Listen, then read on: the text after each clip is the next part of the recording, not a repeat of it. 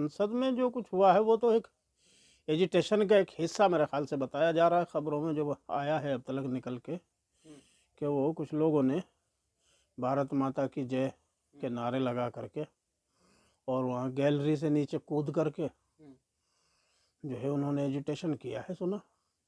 और वो जो एक आदमी उनमें से पकड़ा गया है, उस पे से जो पर्ची वर्ची मिली है संसद में एंट्री करने की, मैसूर से जो भारतीय जनता पार्टी के एमपी साहब हैं वो तो उन्हीं की पर्ची पर, उन्हीं की सिफारिश पर आए हैं अंदर। तो अब जाहिर सी बात है, अगर ये संसद में सुरक्षा में सेंध लगाने का मसला है तो भी इसका मतलब ये है कि बीजेपी वाले ही सेंध लगवा रहे हैं संसद की सुरक्षा में।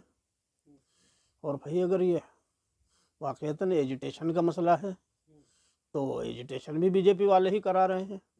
ये बात समझ में नहीं आती कि भाई बीजेपी वाले जो है 10 साल हो गए सत्ता में रहते हुए, आखिर ये साजिशों की राजनीति कब छोड़ेंगे? भाई अब तो छोड़ देनी चाहिए। तो साजिशों की राजनीति आपकी उस वक्त तक समझ में आती थी कि चलो भाई आप दंगे फसाद कराते थे जो है इधर उधर यहाँ वहाँ। सुरक्षा में कितनी बड़ी चूक है ये? मैं वही तो कह रहा हूँ ना कि अगर ये सुरक्षा में चूक है तो इस सुरक्षा में चूक का कोई और तो जिम्मेदार नहीं है ना, वही उन्हीं की पार्टी है। अब वो किस लिए कर रहे हैं ये सुरक्षा में चूक, किस लिए करा रहे हैं, ये तो वही बता सकते हैं ना कि भाई उनका क्या मोटिव था इस मामले में, क्यों उन्होंने ये सुरक्षा में चूक कराई और ये वाकई चूक थी या फिर कोई जो है साजिश के तहत जो है इस तरह का दिखाना था उनको ड्रामा करके। अब ये क्यों ये ड्रामेबाजी कर रहे हैं और करा रहे हैं, अब ये चीज़ जो है समझ से बाहर है। भाई 10 साल हो गए यार सत्ता में रहते हुए, अब तो जनता के मुद्दों पर बात करो ना, काम करो। जनता तो काम चाहती है, अब आपको वोट दिए हैं, आप लोग जीत करके 10 साल से सत्ता में हो, अभी भी बेईमानी से ही सही, ईवीएम की मशीनों से ही सही, 4 स्टेट में से 3 में आपने जो है फिर आपने सरकार बनाई है अपनी, ताज़ा आपको जो ईवीएम के ज़रिए जीत मिली है, ईवीएम से जीत जो है भारतीय जनता पार्टी को मुबारक हो। तो कम से कम अब आप काम करके दिखाओ ना कुछ जनता के। क्या ईवीएम के ऊपर जो सवाल उठाए जा रहे हैं, क्या इसी से भटकाने के लिए ये कराया गया है क्या? अच्छा, ये तो क्या लग रहा है आपको? ये तो पुरानी आदत है इनकी। ये सिर्फ एक चीज़ से नहीं, ये तो एक के बाद एक इनके पास सीरीज होती है पूरी, वो मुसलसल। जैसे ताश के पत्ते नहीं होते जब खेलते हैं लोग बैठ करके, तो एक के ऊपर एक पत्ता फेंकते रहेंगे, एक के ऊपर। इनके पास बीजेपी आरएसएस वालों के पास यही है।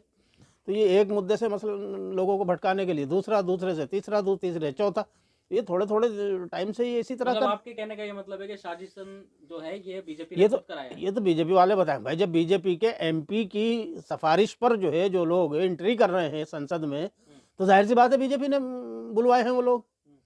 भाई बीजेपी का एमपी बुला रहा है तो बीजेपी बुला रही है ना। तो एक पार्लियामेंट के अंदर इस तरीके की हुड़दंगबाजी और हाँ, तो हो सकता है इससे उनको कुछ हासिल करना हो, तो आने वाले टाइम में पता चलेगा ना कि ये हुड़दंगबाजी करा करके वो लोग क्या हासिल करना चाहते थे। मतलब कराने वाले क्या हासिल करना चाहते थे, भारतीय जनता पार्टी क्या हासिल करना चाहती है, सत्ता क्या हासिल करना चाहती है इससे। क्योंकि इसके पीछे जो उनके मकासद होते हैं वो तो बाद में पता चलते हैं ना कि भाई क्या थे। अब वो एक लेडी जो पकड़ी है उन्होंने, वो तो कह रही है कि मैं तो किसी दल से नहीं हूँ, किसी संगठन से नहीं हूँ, मैं तो स्टूडेंट हूँ। हमने तो अपने जो है, क्योंकि ये सारी चीज़ों में हम तो इनके खिलाफ जो है अपनी तवज्जो पाने के लिए, लोगों की नज़र अपनी तरफ, अपने इश्यूज़ पर लाने के लिए, चूँकि अगर हम एजिटेशन करते हैं पुलिस से पिटवा देते हैं, ये हम कुछ और करते हैं तो ये गिरफ्तार करा देते हैं। तो इसलिए जो है हम मजबूर हुए कि भाई हम जो है इस तरह से पार्लियामेंट में आकर के इसका सहारा लें। अब पता नहीं उसकी बात सही है या कुछ और सही है। नहीं, तो अब पॉलिटिकल में क्या क्या होगा? 3 राज्यों में सरकार बंद हो गई। अरे भाई 24 है अभी, 3 राज्य सब कुछ थोड़ा है, असल तो 24 है उनके सामने। राज्य जो है वो सब कुछ थोड़ा ही ना है, राज्य तो सेंटर में आने के लिए एक सीढ़ी है, तो असल तो उनके सामने 24 है। लेकिन जिस तरीके से इस पूरी घटना को जो है हल्के में लिया जा रहा है और मामूली सी बात कहा जा रहा है, हल्के में लोग इसलिए ले रहे हैं असल में कि इनकी अब साजिशों को लोग जान गए हैं, समझ गए हैं अच्छी तरह से कि भाई इनका जो है साजिशों का और षड्यंत्र की राजनीति करने का जो है इनका मिजाज है। ये इसी तरह करते हैं, लोगों को धोखा देने के लिए, लोगों को गुमराह करने के लिए। ये इसी तरह से जो है इधर का उधर, उधर का उधर, यही सब करते हैं। आज तक इन्होंने कोई काम करके दिया जनता का? मुझे बता दीजिए कि देश को इन्होंने बर्बाद कर दिया, इकोनॉमिकल बर्बाद कर दिया, रोज़गार लोगों के ठप कर दिए, कारखाने, छोटे दुकानदार, मजले तमाम जो है बर्बाद हुए फिर रहे हैं लोग। बाज़ तो रियल इस्टेट का कारोबार तो बिल्कुल ही डंप हुआ पड़ा है पूरे मुल्क में, जो अरबों खरबों रुपए का कारोबार होता था लेकिन बिल्कुल तक ख़त्म हुआ पड़ा हुआ। जिस तरीके से बाहर मेन स्ट्रीम मीडिया हरकतें करती हुई नजर आ रही है, हंस रहे हैं, तो क्या लग रहा है इसको देख करके कि प्री प्लान था क्या पूरा तरीका? अरे भाई गोदी मीडिया उनको पता है ना, वो भी तो उन्हीं के लोग हैं जो गोदी मीडिया में हैं, जो हंस रहे हैं। उन्हें भी पता है कि भाई ये ड्रामा जो है जो इन्होंने कराया है ये कच्चा पड़ गया, तो इसलिए वो हंस रहे हैं उनके उस पर। ये है बात, और कुछ भी नहीं है। मतलब आप भी इसको साजिश का हिस्सा बता रहे हैं कि खुद ही बीजेपी ने खुद ही कराया है? कोई वैध नहीं है बीजेपी। भाई बीजेपी, आपको पता नहीं कि पुलवामा वाले मामले में आज तक कुछ सफाई दे सके हैं क्या? कितने लोगों ने इन पे आरोप नहीं लगाया कि भाई पुलवामा जो इन्होंने कराया था इलेक्शन जीतने के लिए 2019 का। इसी तरह 2014 का जीतने के लिए पटना की रैली में नहीं हुआ था, वो भी इसी तरह का ड्रामा था। तो इनकी तो आदत है ना, अब पता नहीं कहाँ से कहाँ क्या कर लें। तो जिन लोगों को साजिशों के ज़रिए अपने राजनीतिक हितों को साधना है, उनके लिए ये सब चीज़ें कोई मायने नहीं रखती कि कहाँ कौन बैठता है कौन उठता है। उन्हें तो अपना उल्लू सीधा करना है। और उनका सबसे बड़ा उल्लू इस वक्त जो आंखें बंद करके बैठा हुआ है ना, वो 2024 का चुनाव है।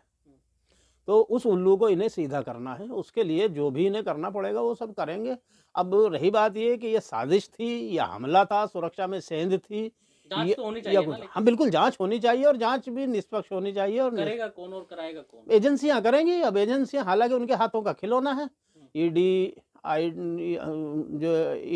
IT, CBI, इन तमाम एजेंसियों का हश्र जो आप देख रहे हैं, और यहाँ तक के अब तो चुनाव आयोग खुद जुडिशली में बहुत सारे, सुप्रीम कोर्ट को छोड़ दीजिए तो तमाम जो है जगह जगह पर जो है वो सब इनके हाथों के खिलौने बने हुए हैं लोग, एजेंसियां भी और इदारे भी। तो अब जो उनके मन में आ रहा है वो कर रहे हैं। जिस तरह से चाहो धोखा दे रहे हैं, पब्लिक जो है धोखा खा रही है या नहीं खा रही। के खिलाफ कानूनी कार्रवाई होनी चाहिए कि नहीं होनी चाहिए? किन के खिलाफ? जिन लोगों ने ये हरकत करी है। जिन लोगों ने ये हरकत करी है तो उनके खिलाफ तो होनी चाहिए, लेकिन होगी जब गवर्नमेंट में बैठे हुए लोग चाहेंगे, और जितनी चाहेंगे उतनी करेंगे। अगर मुसलमान होता तो अब तक तो वो पाकिस्तानी और ISI और अलकायदा और पता नहीं तालिबान, और हो सकता है अब तो पता नहीं और कहीं से जोड़ देते उनके रिश्ते तमाम दुनिया का। तो मुसलमान इस मुल्क में, आपको पता है कि 2014 के बाद से इस मुल्क में खुद मुसलमान होना अपने आप में एक जुर्म बन गया है।